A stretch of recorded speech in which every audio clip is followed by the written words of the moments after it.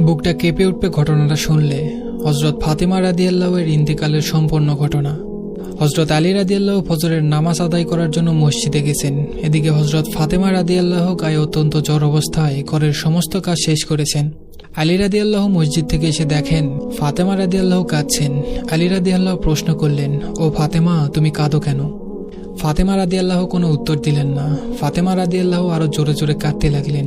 আলী রাদিয়াল্লাহু কয়েকবার প্রশ্ন করার পর ফাতেমা রাদিয়াল্লাহু কাঁদতে কাঁদতে বললেন, ও আলী, আমি স্বপ্নের মধ্যে দেখেছি আমার আব্বাজান হযরত মুহাম্মদ সাল্লাল্লাহু আলাইহি ওয়াসাল্লাম আমার ঘরের মধ্যে ঢুকে কি যেন তালাশ করতেছেন। ঘর থেকে বাইর হয়ে যাওয়ার সময় আমি পিছন দিক থেকে ডাক দেই, ও আমার আব্বাজান, আপনি কি তালাশ করছেন? আব্বাজান মুহাম্মদ সাল্লাল্লাহু আলাইহি ওয়াসাল্লাম বলতেছেন, ও আমার ফাতেমা, আমি তোমাকেই তালাশ করতেছি, তোমাকে নিয়ে যাওয়ার জন্য। আরো বললেন, ও আমার ফাতেমা, আজকে তুমি রোজা রাখবা, সেহরি করবা আলীর দস্তরখানায়, আর ইফতার করবা আমি আব্বাজানের দস্তরখানায়। আলী রাদিয়াল্লাহু এই স্বপ্ন শোনার পর দুজনের আর বুঝতে বাকি রইল না যে ফাতেমা রাদিয়াল্লাহু আজকে ইন্তেকাল করবেন। দুজন আরো জোরে জোরে কাঁদতে লাগলেন। এই সময়ের মধ্যে হজরত হাসান হোসাইন রাদিয়াল্লাহু এসে জিজ্ঞেস করতেছেন, ও আব্বাজান, ও আম্মাজান, আপনারা দুজনে কাঁদছেন কেন? ফাতেমা রাদিয়াল্লাহু এর একটা অভ্যাস ছিল, যখন হোসাইন রাদিয়াল্লাহু কোনো কাজে বিরক্ত করতেন তখন দুজনকে নানাজানের কবরের কাছে যেতে বলতেন। আজও ফাতেমা রাদিয়াল্লাহু বললেন, তোমরা দুই ভাই এখন নানার কবরে চলে যাও। কবরের নিকট যাওয়ার সাথে সাথে কবর থেকে আওয়াজ আসলো, ও আমার আদরের নাতিরা, এই মুহূর্তে তোমরা আমার কাছে কেন এসেছ?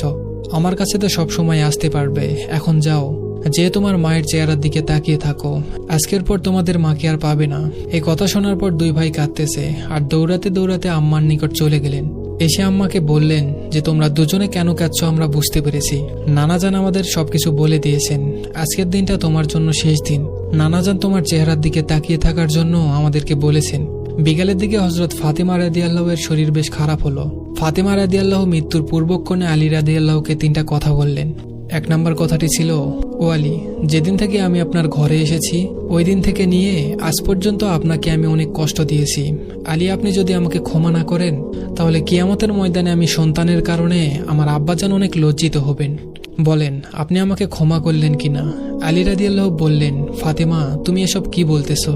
আমি আলী তো তোমার যোগ্য ছিলাম না। তোমার আব্বাজান দয়া করে মেহেরবানি করে তোমাকে আমার করে দিয়েছেন, আমার কাছে বিয়ে দিয়েছেন। বিয়ের দিন থেকে নিয়ে আজ পর্যন্ত আমি আলী তোমাকে কোনোদিন ঠিকমতো 2 বেলা খানা খাওয়াতে পারিনি। ও ফাতেমা, তুমি বলো আমাকে ক্ষমা করেছো কিনা?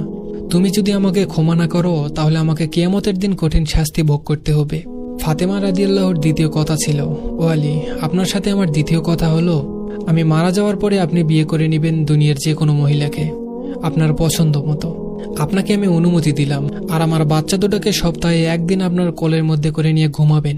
ফাতেমা রাদিয়াল্লাহুর তৃতীয় কথা ছিল, ও আলী, আপনার সাথে আমার তৃতীয় কথা হলো, হাসান হোসাইন যখন বালেগ হবে তখন দুনু ভাইকে আল্লাহর রাস্তায় সোপর্দ করে দিবেন এবং আমাকে রাতের বেলায় দাফন করবেন। হযরত আলী রাদিয়াল্লাহু বললেন, তুমি নবীর মেয়ে, আমি সবখানে খবর দিয়ে তোমাকে দাফন করব, এতে সমস্যা কি? হযরত ফাতেমা রাদিয়াল্লাহু বললেন, আমার কাফনের কাপড়ের উপর দিয়ে সবাই অনুমান করবে যে নবীর মেয়ে কতটুকু লম্বা ছিল, এতে আমার পর্দা ভঙ্গ হবে। হযরত ফাতেমা রাদিয়াল্লাহু এর ইন্তেকালের পর তার লাশের খাটিয়া বহন করার জন্য মানুষ ছিল মাত্র 3 জন, হযরত আলী রাদিয়াল্লাহু তাআলা এবং শিশু হাসান ও হুসাইন রাদিয়াল্লাহু।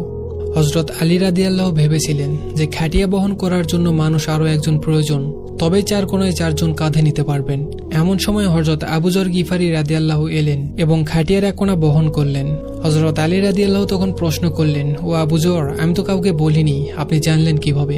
হযরত আবু যর গিফারি রাদিয়াল্লাহু বললেন, আমি আল্লাহর রাসূলকে স্বপ্ন দেখেছি। তিনি বললেন, হে আবু যর, আমার ফাতেমার লাশ বহন করার জন্য লোকের অভাব, তুমি তাড়াতাড়ি চলে যাও। ও আলী, আমাকে তো হুজুরে আকরাম সাল্লাল্লাহু আলাইহি ওয়াসাল্লাম আসতে বলেছেন। হযরত ফাতেমা রাদিয়াল্লাহুকে যখন কবরে নামাচ্ছেন তখন হযরত আবু যর গিফারি রাদিয়াল্লাহু কবরের কাছে গিয়ে কবরকে উদ্দেশ্য করে বললেন, হে কবর, তুমি কি জানো আজ তোমার মধ্যে কাকে রাখছি? এটা জান্নাতের সকল মহিলাদের সর্দার। কবর থেকে কোনো আওয়াজ নেই। তিনি আবার বললেন, এটা হযরত হাসান হোসেনের আম্মা। এবারও কবর থেকে কোনো আওয়াজ নেই।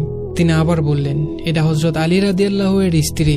এবারও কবর থেকে কোনো আওয়াজ নেই। তিনি আবারও বললেন, এটা দোজাহানের বাদশার মেয়ে। খবরদার, কবর বেয়াদবি করবে না। আল্লাহ তাআলা কবরের জবান খুলে দিলেন। কবর বললেন, আমি অন্ধকার ঘর, আমি সাপ বিচ্ছুর ঘর, আমি এমন একটি ঘর যার মধ্যে কোনো বংশ পরিচয় কাজ হয় না। আমি দোজাহানের বাদশার মেয়ে ফাতেমাকে চিনি না, হযরত আলীর স্ত্রীকে চিনি না, আমি হাসান হোসেনের আম্মাকে চিনি না, জান্নাতি মহিলাদের সর্দারনীকে চিনি না। আমি শুধু চিনি ঈমান আর আমল। আল্লাহ তাআলা আমাদেরকে ঈমান এবং আমল নিয়ে বেঁচে থাকার তৌফিক দান করুক। সবাই বলি আমিন।